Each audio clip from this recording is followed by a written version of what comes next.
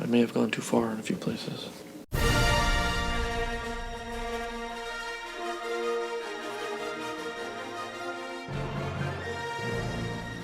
Star Wars es una de las sagas más discutidas en internet. Han habido debates a muerte de las películas y los seguirá habiendo por el resto de la eternidad o hasta que la vida ya no sea sostenible. El punto es que se ha dicho tanto de esta franquicia que se ha vuelto difícil no ser terriblemente redundante al tocar este tópico. Pero bueno, hola y bienvenido a PBZ. Debido a que generalmente las precuelas suelen por lo general ser vistas de forma negativa, aunque aparentemente no tanto como estas otras muchachas, me pareció una buena forma de iniciar esta incursión de retrospectivas con La amenaza fantasma, desde otro ángulo y por ahí cambiar un poco tu perspectiva de la misma sin pretender ser poseedor de una postura superior o verdad objetiva ni nada por el estilo. En el mejor de los casos, tanto vos como yo podríamos llegar a aprender algo de esta experiencia entre mi video y tu comentario, y en el peor de los escenarios, cada uno mantiene su postura y seguimos siendo ambos felices. Sin más preámbulos, iniciemos hablando de los por qué que envuelven a la amenaza fantasma, y quién sabe, tal vez en el camino puedas comprender las razones por las que, si te soy honesto, no creo que esta película sea tan mala ni la peor de la trilogía. Y sí, antes de que me lo preguntes, vi los videos del señor Plinkett. Endless trash. Así como la epistemología reflexiona sobre el contexto histórico de las diversas producciones de conocimiento científico, creo conveniente que nosotros hagamos lo mismo con episodio 1. Empecemos por lo obvio. La amenaza fantasma estaba destinada a ser rechazada desde un inicio por muchos. ¿A qué me refiero con esto? Bueno, a que claramente esta es una película con falencias significativas. El mismo George Lucas te lo puede decir. I may have gone too far in a few places. Pero hay que entender que también es muy factible que jamás cumpliera con las expectativas de los que ya eran fans de la saga. Pongámonos en el lugar del fan de una historia que por 20 años estuvo imaginando en su cabeza cómo serían estos legendarios 3 episodios que le habían prometido. Uno no solo va construyendo en su mente lo que le gustaría que fuera, sino también que se genera una expectativa al punto que difícilmente pueda ser alcanzable. Más conociendo a George, persona ridículamente experimental en un montón de aspectos relacionados con el cine y que fuera de algunas excepciones no es un individuo que le guste hacer mucho fanservice para su público. Sumado a eso, entre que tuvo el control total de la producción por primera vez con esta película y el hecho de que en el tiempo la gente crece y cambia, era imposible recapturar la esencia de la trilogía original. Además, tampoco fue la intención de Lucas hacer esto. Al contrario, uno a partir de las entrevistas y comentarios del director puede empezar a apreciar que el contraste tan diferente entre ambos sets de largometrajes fue totalmente intencional, ya que el mundo de la trilogía original fue diseñado por cierta filosofía del mundo vivido. Es decir, que si prestamos atención a episodio 4, 5 y 6 y vemos los objetos, las locaciones y hasta la gente, realmente se puede apreciar que están destruidos, desgastados, se sienten como un lugar real porque se ven esas imperfecciones que uno solamente puede apreciar cuando sale en la calle en el mundo. Es una técnica muy eficiente que en su momento logró separar a estas películas de lo que se entendía como sci-fi en ese entonces. Le hace algo perfectamente limpio, casi evocando un ambiente clínico. Con el tiempo, películas como Aliens o Blade Runner le dieron su propio giro a esta idea del universo vivido y hoy en día podríamos llamar lo que es casi una regla implícita en este tipo de historias. Pero por su parte, The Phantom Menace no tiene casi nada de esto. Tanto ambas civilizaciones de Naboo como Coruscant son extremadamente prolijas, limpias, sin defectos. Los edificios, los vehículos son totalmente lo contrario a la estética angular a la que uno estaba acostumbrado. Literalmente, si a alguien que no vio la saga le ponen enfrente un X-Wing y un Naboo Starfighter juntos, si le decís que son de dos franquicias diferentes, es factible que te crea. Lo mismo ocurre con las vestimentas. En palabras de George Lucas, con el Imperio se acabó la moda. Esa fue su explicación sobre el vestido minimalista de Leia y otros atuendos. Algo que es cierto. En la trilogía original todos andan con ropa súper básica, túnicas desgastadas, o si son atuendos con diseños bastante complejos que destacan, están sumamente gastados, como si pertenecieran a otra época. Un diseño como el de la Reina Amidala simplemente no encajaría en el Imperio Contraataca, Una Nueva Esperanza o El Retorno del Jedi. Esto puede ser alienante, pero no intrínsecamente negativo. De hecho, es una cuestión temática conectada con el rol de la trama del episodio 1 en la saga. La amenaza fantasma visualmente trata de mostrar a la galaxia bajo el control de la República como tiempos de paz. Está deliberadamente exponiendo a la audiencia a, podríamos decir, un tiempo más civilizado y próspero.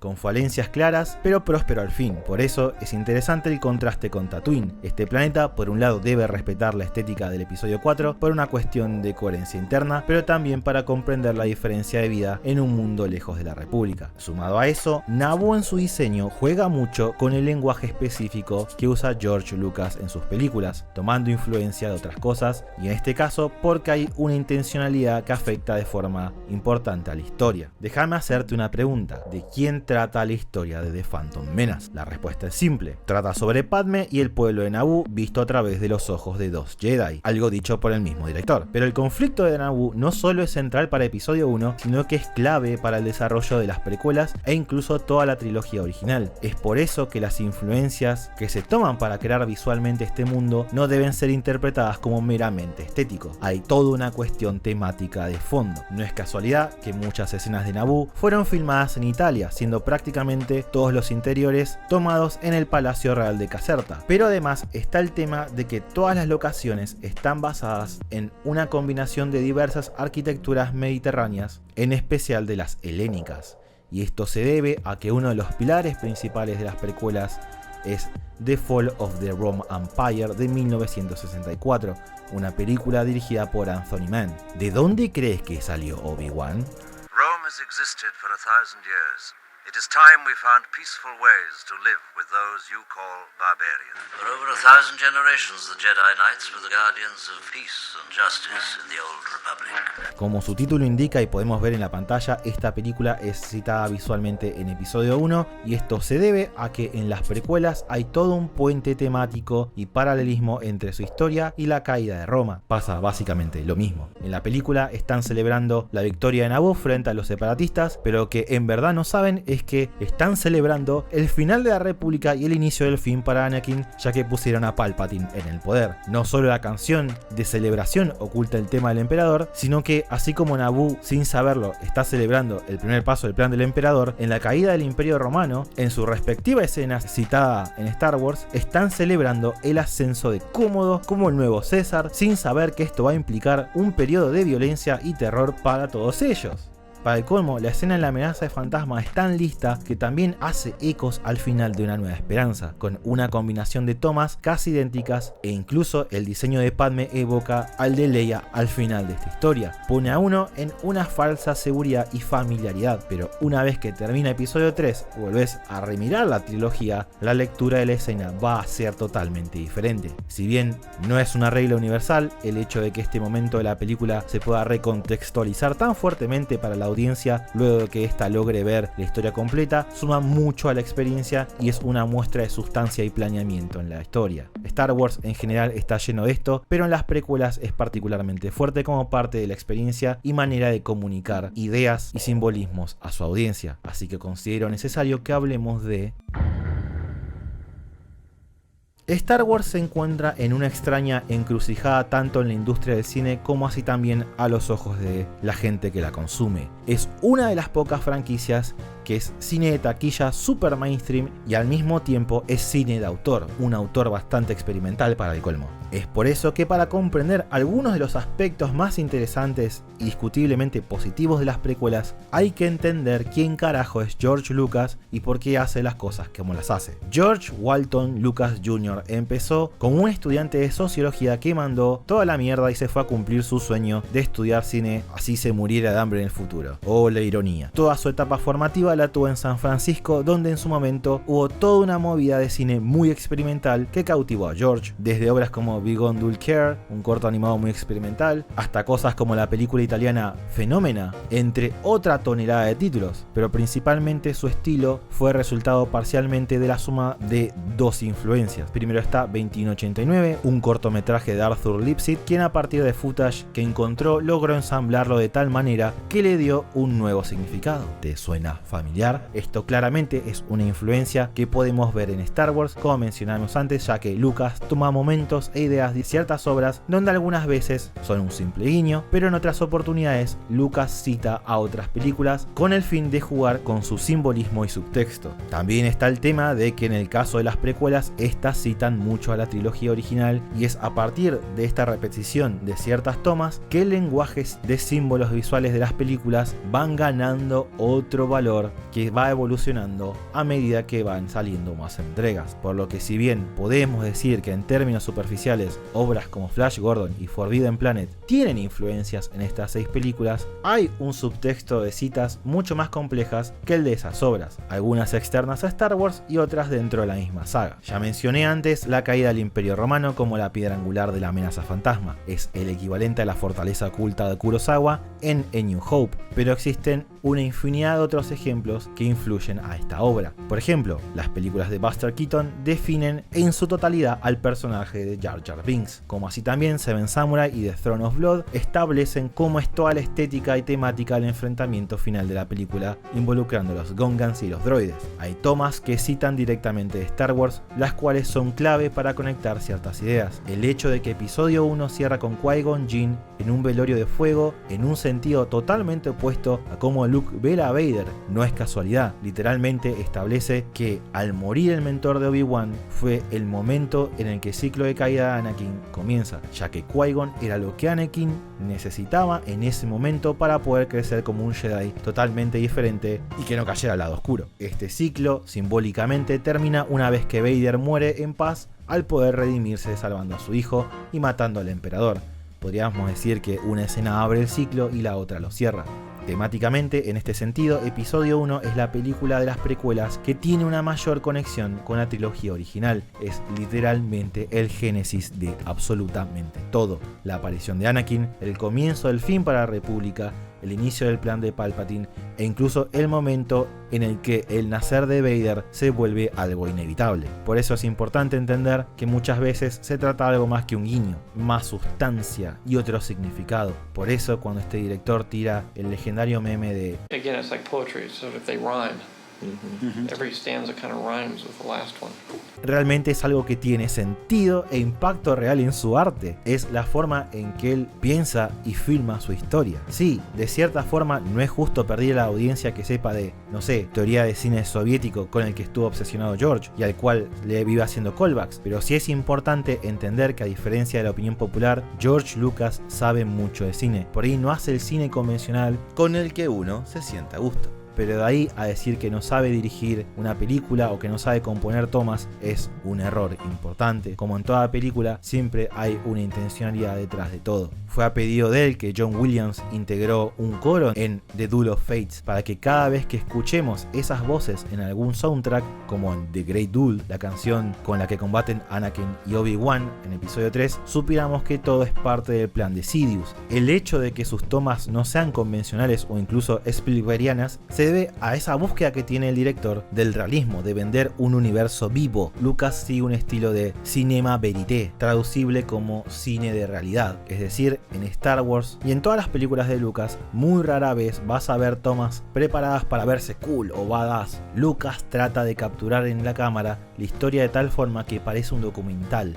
inspirado en los trabajos de Jean-Claude Labraque como 60 Cycles o Intermedé. Dios, creo que maté todos esos nombres. Piezas audiovisuales claves en la formación del creador de Star Wars. Entonces, si todo esto está presente en la película, si existen intencionalidades y subtextos y que incluso enriquecen a la trilogía original, ¿por qué The Phantom Menace es rechazada por tanta gente? Incluso por muchos de aquellos que les gustan las precuelas. Bueno... Dentro de las precuelas, The Phantom Menace es acusada de ser la más aburrida por tener mucha carga política, pero al mismo tiempo ser la más infantil. Primero y antes que nada hay que entender que episodio 1 trabaja en duetos. Su historia trabaja en dos niveles y la forma en que puede ser consumida por la audiencia también puede ser de dos maneras totalmente distintas. Digo que la trama de la amenaza fantasma trabaja en dos niveles porque por un lado tenemos lo de yay, aventura y espadas y memes, pero por otro lado está el aspecto político trabajando en un segundo plano. Yo entiendo que es bastante difícil venir de una trilogía original súper cargada de emociones y acción sin parar y comerse sin vaselina desde el principio de episodio 1 los títulos de apertura con términos como los impuestos de la ruta de comercio o el bloqueo comercial, cosas totalmente ajenas a lo que venía ofreciendo Star Wars hasta ahora. Pero es importante recordar que las guerras de las galaxias siempre han tenido política. The Imperial Senate will not sit still for this. When they hear you've attacked a diplomatic... Don't act so surprised, Your Highness. You weren't on any mercy mission this time. Several transmissions were beamed to the ship by rebel spies. I want to know what happened to the plans they sent you. I don't know what you're talking about. I'm a member of the Imperial Senate on a diplomatic mission to Alderaan. You are part of the Rebel Alliance and a traitor. Take it away! The rebellion will continue to gain a support in the Imperial Senate. The Imperial Senate will no longer be of any concern to us. I have just received word that the Emperor has dissolved the Council permanently. The last remnants of the old Republic have been swept away. It's impossible. How will the Emperor maintain control without the bureaucracy? The regional governors now have direct control over their territories. Fear will keep the local systems in line. Fear of this battle station. Si bien en pequeñas dosis, estas simples líneas fueron lo que implicó mucho más sustancia en el trasfondo de la trilogía original, y sin ellas, estos episodios de la saga tendrían algunos de los mismos problemas que las secuelas poseen en relación al contexto político inexistente en la historia. Pero claramente en las precuelas, y en especial en La amenaza fantasma, hay un cambio en ese balance de acción política. En estas películas, la acción sigue siendo la protagonista, pero ahora la política tiene un lugar más prominente. ¿Es diferente a lo que uno está acostumbrado? Sí, totalmente. ¿Es algo automáticamente malo? No, para nada. Hay que entender que por un lado el contexto de la producción de La amenaza fantasma es totalmente distinto al de la trilogía original. Para 1999 el público más mainstream no solo ya estaba aclimatado a este universo, sino que además al sci-fi en general, habiendo experimentado obras como Star Trek The Next Generation en TV, Buck Rogers, Battlestar Galactica y todo el catálogo de Alien, entre otras cientos de cosas. Esto permite jugar con otros elementos que al principio de haber sido introducidos hubieran alienado a muchas personas en los 70. Es como los largometrajes de superhéroes. Cuando uno ve la primera película de Iron Man y su nivel de realismo, nunca podría imaginar que 10 años después ibas a ver a ese mismo personaje discutiendo con un mapache medio borracho espacial y que además ibas a disfrutarlo. Acá pasa exactamente lo mismo. Si hubieran mostrado al Senado durante la era del Imperio, la película original no hubiera sido el éxito que todos conocemos y posiblemente el proyecto hubiera muerto ahí. Por otro lado, el contexto de producción y la naturaleza de la historia eran totalmente diferentes al de las películas originales. La trilogía original fue escrita en un periodo sociopolítico muy diferente, una era donde todo era construido con blanco y negro, ellos y nosotros, capitalismo y socialismo. Eran los tiempos de la Guerra Fría y las dualidades antagónicas, donde generalmente cuando uno hacía una historia no se requería demasiada complejidad, ya estaba bien establecido puntualmente en Star Wars qué facción era mala, dieron sutiles pistas al respecto, como por ejemplo explotar un jodido planeta en el nombre de los memes. En las precuelas, al igual que en el contexto geopolítico de su producción, el asunto es mucho más complicado. Es una trilogía centrada en la caída de una república y en el génesis de un imperio. Esto la vuelve una narrativa intrínsecamente más compleja e inseparable de la esfera política de este mundo como uno de sus ejes principales a mostrar. Pero a pesar de eso, si hablamos puntualmente de La amenaza fantasma, las escenas políticas son bastante interesantes y no muy complejas. Se trata de ver cómo el aparato burocrático que maneja la república no permite eficiencia del gobierno ante tiempos de crisis, cosa que pueden probar al momento de no poder ayudar a Naboo, todo orquestado por Palpatine para mostrar una debilidad en el canciller, puesto que casualmente él quería. Es Es una propuesta muy potente la que plantea la película en ese sentido.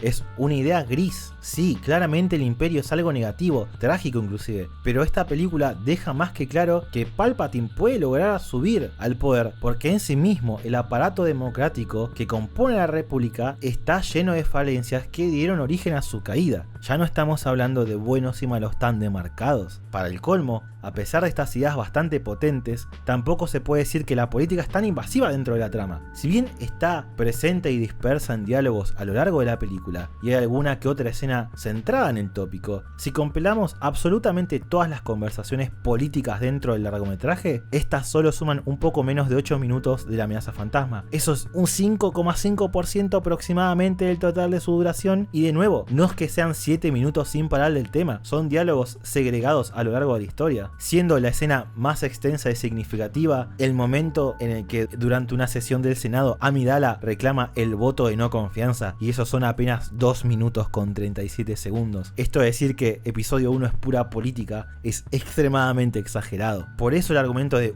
esta película es pura política y además es para nenes, realmente no tiene mucho sentido para mí. Todas estas escenas son intercaladas con acción, combates y hasta momentos de crecimiento e interacciones significativas entre los diversos personajes. Para un infante estas escenas son tan cortas que no deberían alienarlo, simplemente las pasa por alto y luego termina emocionado por todo lo demás. Eso me pasó de chico, de hecho eso le pasó a todos los infantes de mi familia y a muchos de mis amigos de chicos. Más de grande uno recién entiende ese segundo nivel de la trama y le termina dando a uno como audiencia otra experiencia y otra perspectiva sobre la historia. También está la crítica de su ritmo, de que es una película lenta, citando como argumento la apertura de A New Hope en contraposición a ella. En primer lugar, no toda película puede tener, ni tiene por qué tener, una escena de apertura super mega dinámica como episodio 4. Carajo, Empire, los primeros minutos son de un droide dando vueltas en la nieve hasta que Luke lo ataca una criatura misteriosa y empieza la acción. La amenaza fantasma tarda solo 40 segundos más que episodio 5 en iniciar su acción. También es importante entender que episodio 1 fue diseñada para ser la primera entrega de la saga, para aquellas generaciones venideras después de su estreno, o por lo menos eso es lo que este muchacho quiere.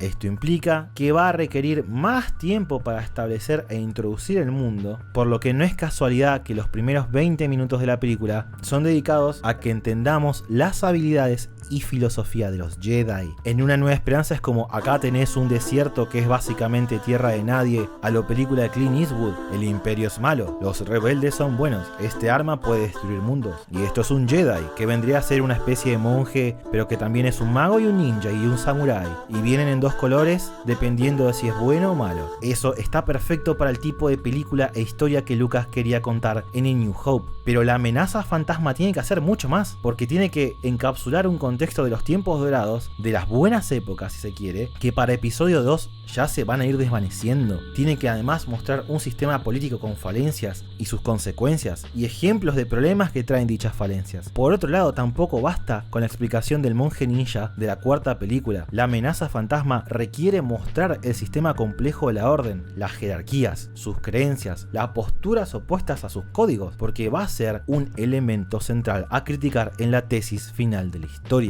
La construcción del mundo de Star Wars en The Phantom Menace es mucho mayor que en las otras 5 películas, enriqueciendo el mundo y el resto de los episodios, incluso recontextualizando mejor algunas cosas de la trilogía original. El otro aspecto que hace que mucha gente tenga la mentalidad de #NotMyStarWars es el tono. Los niños, el Jar Jar y los yippies, muchos yippies. Y sí, esta precuela posee un tono y una actitud un tanto más infantil, es totalmente cierto e innegable. Episodio 1 es más infantil que el resto de las películas, de nuevo, explícitamente diseñada de esta manera y para nada algo que sea automáticamente malo. La mala recepción de esto tiene que ver con dos cosas. En primer lugar, tenemos esta falsa noción de que Star Wars en los 80s era 100% darks y seria. Si es así, no creo que Toddy, una marca de leche chocolatada, hubiera hecho una propaganda utilizando esta franquicia. La princesa, ahora la fuerza de Bobby será solo mía. ¡Mía! ¡Villano, defiéndete!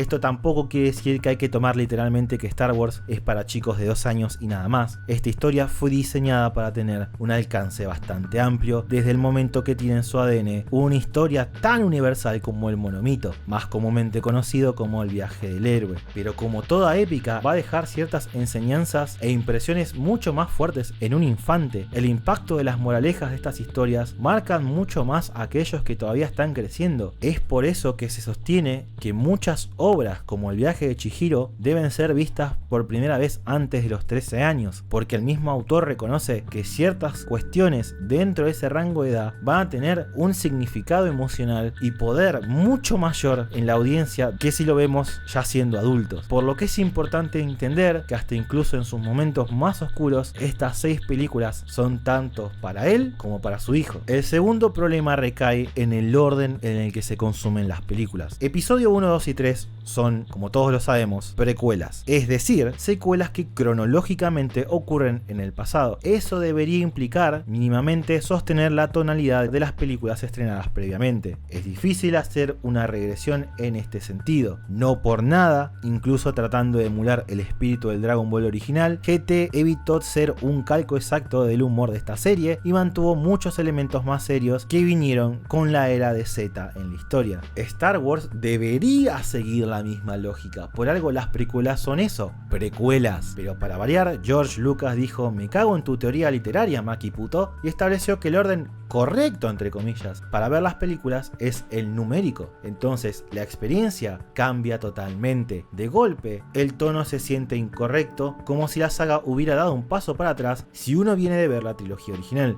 Pero si uno ve las películas en el orden que Lucas quiere, se puede apreciar un crecimiento orgánico del tono y la seriedad como parte de una narrativa que se va oscureciendo y madurando episodio a episodio. Esto en definitiva es una cuestión generacional. Realmente no hay forma de hacer que alguien que vivió primero la trilogía original y años después vea las precuelas no tenga este impacto y rechazo con el tono y estilo de Phantom Menace. Pero es un problema que aquellos que crecieron con la segunda camada de películas en general no van a sufrir. Pero lo más importante es entender el porqué de las cosas, más allá de que nos gusten o no. ¿Por qué la amenaza fantasma decide tener ese tono mucho más, entre comillas, infantil? Simple, contraste. Las precuelas cuentan la historia de una tragedia, de un héroe caído, de la muerte de una democracia, donde hasta vemos el asesinato de niños en masa. El episodio 1 sirve para generar un juego de contraste muy fuerte con Revenge of the Sith y los subsecuentes episodios, con el fin de hacer énfasis en lo terrible que fue la victoria de Palpatine, creciendo la historia con la audiencia en el proceso. Pero bueno, a pesar de todo esto hay ciertas cosas que repelen a parte de la audiencia que tenemos que discutir.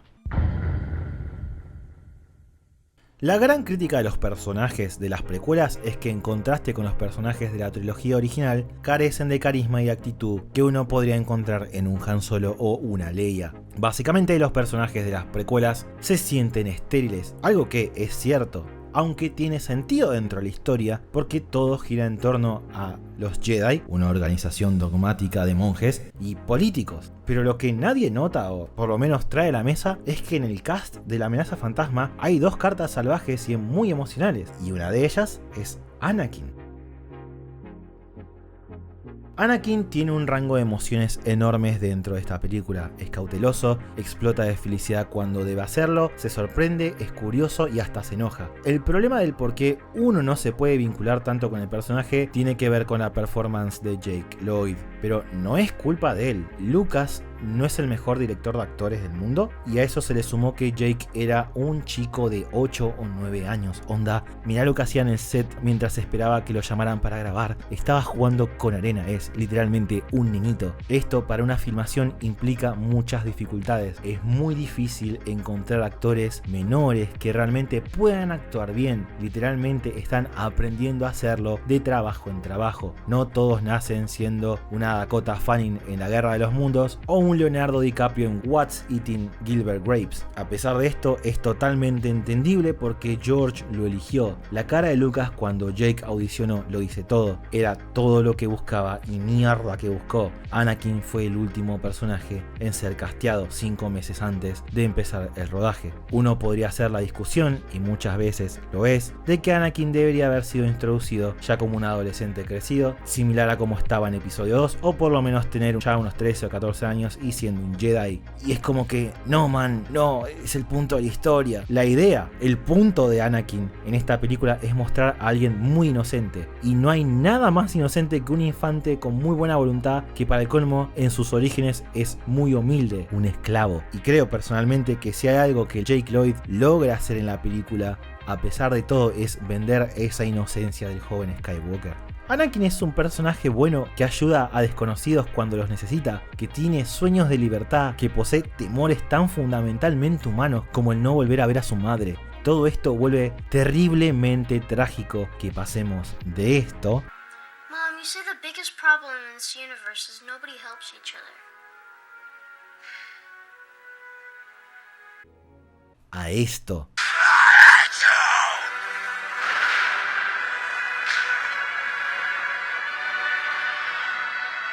Incluso con todas las falencias de las precuelas, está muy emocionalmente cargado y es terrible el ver la caída de un personaje así. El contraste es muy fuerte. Dentro de esta historia en particular es muy interesante el concepto del elegido, que por un lado sí le quita a Vader eso de ser un random en el espacio y lo vuelve Jesús espacial, lo cual eventualmente vamos a discutir si es bueno o malo, pero el twist de que resultó más bien ser un anticristo en la historia hace que valga la pena. Juega muchísimo con las expectativas que hay detrás de ese tropo. El hecho de ser el elegido es la perdición del personaje y no lo que lo hace prosperar. Acá también se establecen algunas cosas significativas para Anakin. Por un lado, con los pod racers, además de tener una escena súper dinámica, ayuda a justificar de antemano el clímax del personaje en el último acto de la película, pero también nos establece la semilla de esas habilidades que van a ser un conflicto para el más adelante, el poder ver el futuro, ya que como dice Qui-Gon, la razón por la que Anakin tiene tan buenos reflejos tiene que ver con que la fuerza le permite ver las cosas un poquitito adelante en el futuro, las bases para sus premoniciones en episodios 2 y 3. También establecen sutilmente cómo le afecta a trabajar con Watto. El hecho de ser un esclavo de este mecánico le hizo comprender que su supervivencia y prosperidad se dio por su capacidad de reparar cualquier cosa tecnológica. Esto va a ser un problema cuando dicha mentalidad, siendo un adulto, la trate de aplicar a situaciones mucho más complejas de su vida, como tratar de evitar la muerte en sí mismo. I can help. I can fix anything. Life seems so much simpler when you're fixing things. I'm good at fixing things. Always was. Sometimes there are things no one can fix. Anakin en The Phantom Menace, en el papel, es un gran personaje, tiene grandes habilidades junto a falencias que la película dejan bien claras y que van a ser su perdición. Literalmente, sus skills van a ser su perdición, y aunque ahora sea puro de corazón, tiene muchas imperfecciones que en el futuro va a tener que enfrentar, siendo el más importante el no poder dejar ir las cosas, en este caso a su madre, problema tan grande que literalmente hizo que el Consejo Jedi se negara a entrenarlo, porque el chico es una bomba de tiempo. Y la única razón por la que logró entrar a la orden es porque Obi-Wan amenazó con irse a la mierda y entrenarlo de todas formas, por lo que hubiera sido una bomba de tiempo que para el colmo el Consejo Jedi ni sabría dónde estaría. La orden no aceptó a Anakin, fue forzada a hacerlo para poder tenerlo bajo su control, y esto también tiene consecuencias en la actitud del chico y en la forma en que percibe a sus padres. Me gustaría pensar que es algo bastante inteligente en el guión, si me lo permiten decir. Lo que realmente restringe al personaje fue una suma de cosas. Los diálogos bastante pelotudos que el mismo Jake Lloyd no quería decir porque le dan vergüenza de lo cliché que eran, o también el tema de la pobre dirección de Lucas en el caso puntual acá de no tener una experiencia de trabajar con actores pequeños, y finalmente de que acá en el medio hubo unos padres y managers que podían llevar al chico a castearse en cualquier lado porque tenían contactos y por eso no pusieron más garra en el entrenamiento de Jake como actor, fue lo que terminaron cortando las piernas del personaje e irónicamente también la breve carrera y hasta cierto punto vida de este pobre actor. Y antes de que lo menciones, y sí, sé que también está el tema de que construyó a Threepio, pero prometo que lo vamos a discutir en otra instancia en el futuro. Ahora no es el momento, confía en mí. Sigamos.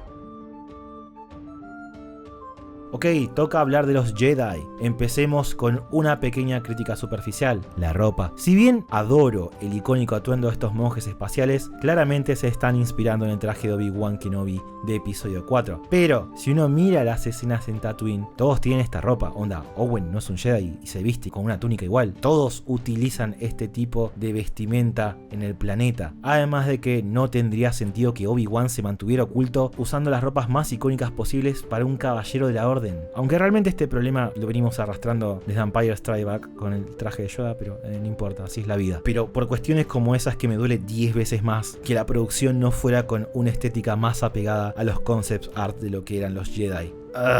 Mira ese traje, papá. Después está el tema realmente importante que tiene que ver con que están rotos en términos de power levels. Es interesante esto. En las siguientes precuelas sí va a ser un problema más visible, pero puntualmente en The Phantom Menace esta problemática está más en los droides por ser muy débiles y tiene sentido. Se supone que son de primera generación, algo muy experimental y poco sofisticado en este punto de la historia, donde incluso uno puede ver en lo que tardan en responder. Ya para episodio 2 son un tanto más avanzados al punto que empiezan a tener pensamientos un poco más independientes. En el contexto de episodio 1 considero que es una buena forma de mostrar a los Jedi como guerreros. Podemos verlos pelear sin que rebanen a nadie vivo. Recordemos después de todo la intencionalidad del tono de la película, pero además para alguien que vio la trilogía original esto es una sorpresa porque en una primera vista genera una gran incógnita. ¿Cómo puede ser que un ejército de estos guachos haya sido extinto por estos robots para episodio 4? Necesito seguir comprando tickets de cine durante 2 películas más. Además también por una cuestión de drama están los droidecas que en esta película presentaban una verdadera amenaza para los personajes. Onda, siempre los evitan y escapan de ellos. El problema real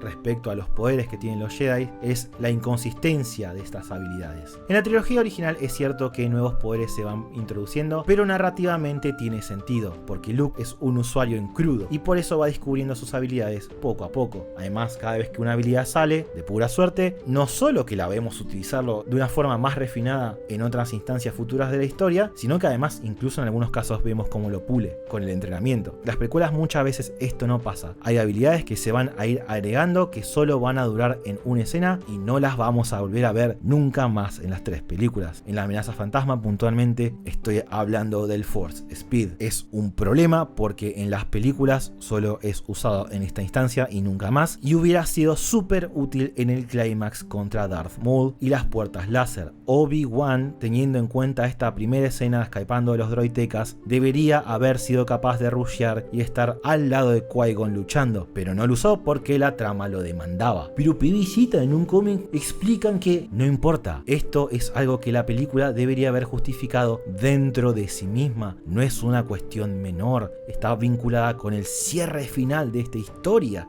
que para el colmo es un evento que es sumamente importante para lo que es la saga en general. Por otro lado, la crítica fuente al rechazo a los Jedi tiene que ver con que son bastante distantes y carentes de ciertas emociones y por extensión carisma, comparados con personajes como el Obi-Wan o el Yoda de la trilogía original, y ni hablar de Luke. Pero ese es el punto. Los Jedi no son héroes perfectos ni tan idealizados como uno esperaba. Son un dogma religioso que ha perdido su esencia. Se han distanciado emocionalmente de aquello que deberían proteger y de cierta forma esta es una de las causas fundamentales de su perdición. Si bien Palpatine manipuló el asunto, la forma en que esta secta piensa y se maneja a través de su código va a aportar mucho a la caída de Anakin al obligarlo a negar sus emociones. Puntualmente en esta película vamos a ver esta superposición de ideas representadas en un joven Obi-Wan con una mirada muy dogmática que carece de la mentalidad crítica y más abierta de su maestro. Esto se ve perfectamente en las formas tan diferentes en que perciben al joven Skywalker. Qui-Gon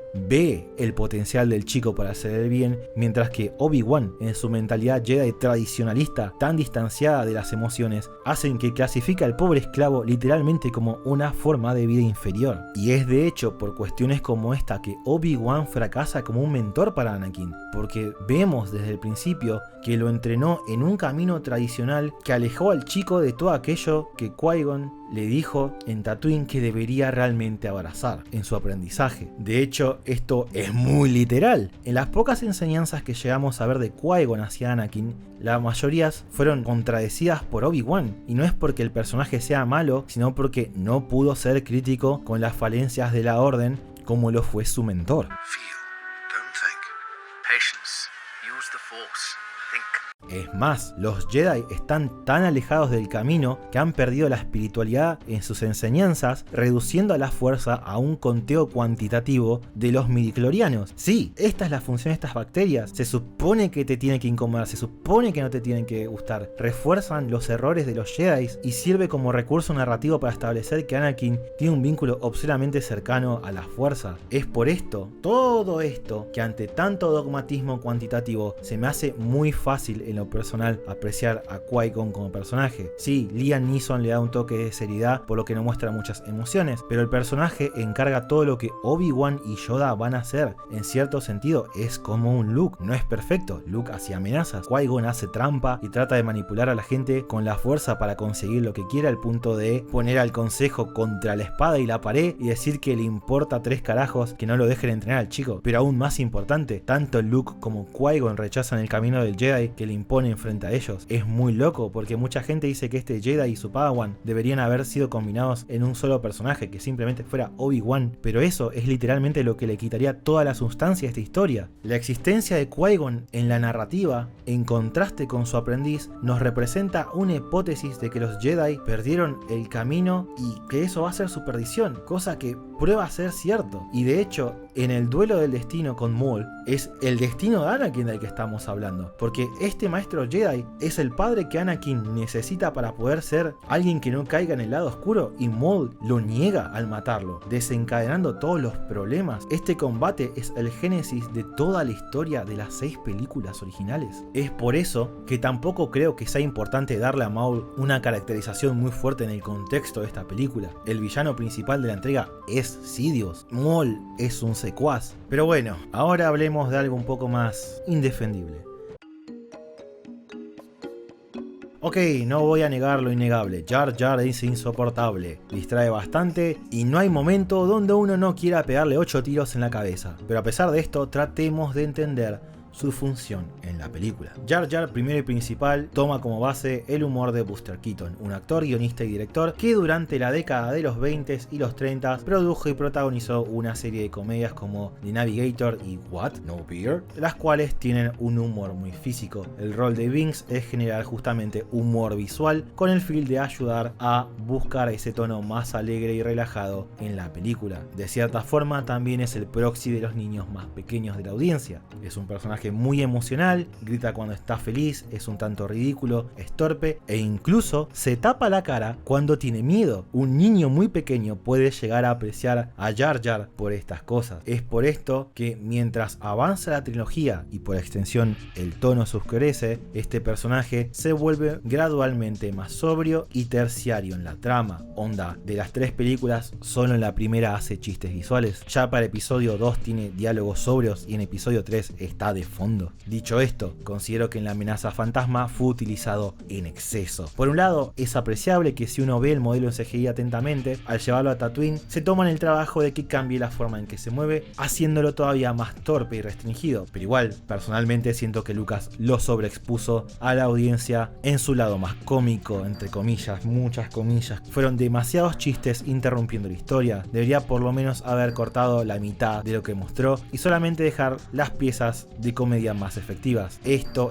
o eso no hacían falta en la amenaza fantasma. De hecho, el chiste de él rindiéndose en el combate contra los droides está muy junto a la muerte de Qui-Gon y corta el fin de esta situación totalmente. Este chiste, por otro lado, no estuvo mal. Permitió introducir al rival de Anakin en la carrera de Pod Racer. Lo más triste de todo es que el personaje podría haber sido mucho más. El problema fue que casi siempre lo limitaron a hacer la broma en la película, cuando el personaje claramente en el mismo guión tiene un rango de emociones aparte del jeje, soy un meme. De hecho, si hubiera habido más del Jar Jar como en esta escena, con instancias de reflexión, preocupación y seriedad, la recepción del mismo seguramente hubiera sido otra.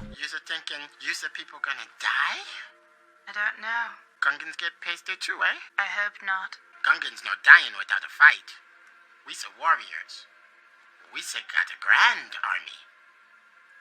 That's why you're not liking us, Mr. Dinks.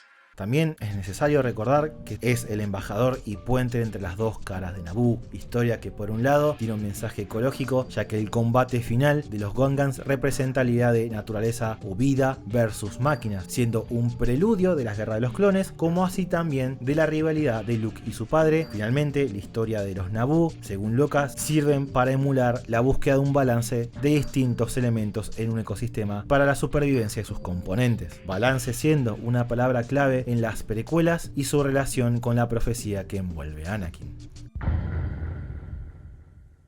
¿Es todo esto lo que hay para discutir de episodio 1? No, hay muchas cosas positivas como el impacto tecnológico de la película en la industria, las carreras de pods como fueron diseñadas, los fantásticos diseños de personajes, locaciones y ropas y mucho más, como así también problemas. Pero ya voy demasiadas páginas del que a la fecha es mi guión más largo, por lo que no me quiero ni imaginar lo que va a durar el video, así que vayamos cerrando. Con esta no tan breve reflexión, no tengo como fin decir que ahora resulta que La amenaza fantasma es una obra maestra perfecta, oculta a los ojos de los incultos del cine, ni nada por el estilo. Es un largometraje que, sin importar por dónde se lo vea, tiene muchas falencias internas. La pobre dirección de los actores, junto a diálogos que en un intento de ser shakespearianos terminaron resultando en líneas tan cursis que dieron vergüenza a los mismos actores, la mala ejecución de Jar Jar al punto de ser intrusivo en la historia en momentos críticos, la incoherencia interna de la trama por momentos. Onda, ¿por qué la Federación de Comercio aterrizó del otro lado del planeta a su ejército si ya estaba establecido que Naboo no tenía buenas defensas y que las comunicaciones